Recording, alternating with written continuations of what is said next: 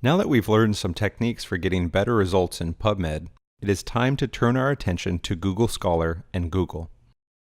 First, you can think of Google Scholar as a scholarly subset of Google that contains, among other things, thousands of searchable full-text articles.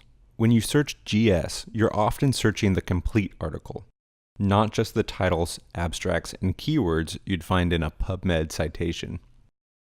This is particularly useful when you're looking for something that might not show up in an article citation, but would show up in the article's full text.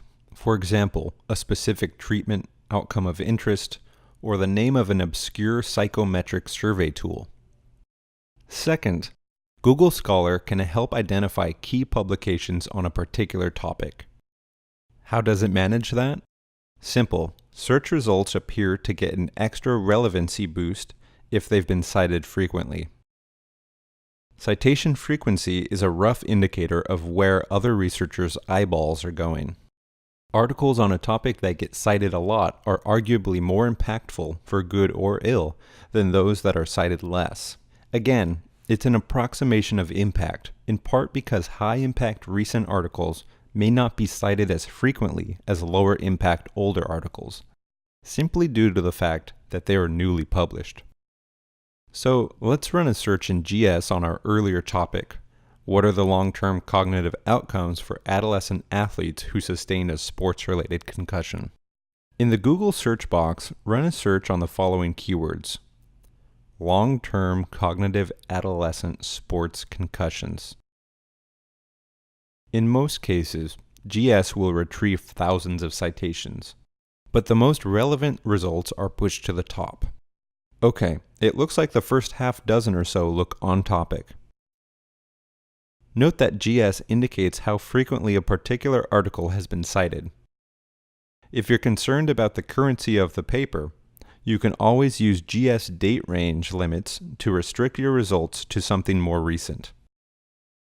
Next to Cited By is a link to related articles. This is Google Scholar's version of the similar articles option within PubMed.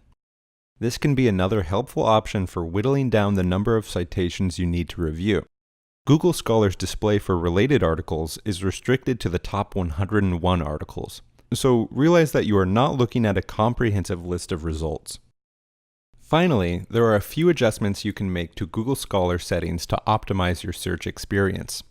Run a search and locate Google Scholar's settings. Locate the option for Bibliographic Manager. If you aren't sure what a bibliographic manager is, don't worry. We'll be discussing these more in another section. The default for Google Scholar is Don't Show Any Citation Import Links. However, click the pull-down menu labeled Show Links to import citations. At this point, you can decide if you want to display import links to citation management tools like RefWorks or EndNote. If you're using Zotero, you won't need to change the settings. See Module 2 for information on importing into Zotero. Next, click on the Library Links menu option. If you are affiliated with a hospital or university, you may be able to display links to your institution's journal subscriptions via Google Scholar. Run a search on your institution's name in the search box, then check the corresponding box. From now on, you'll see a link next to each search result that can take you to the full text of the article if your institution subscribes to that journal.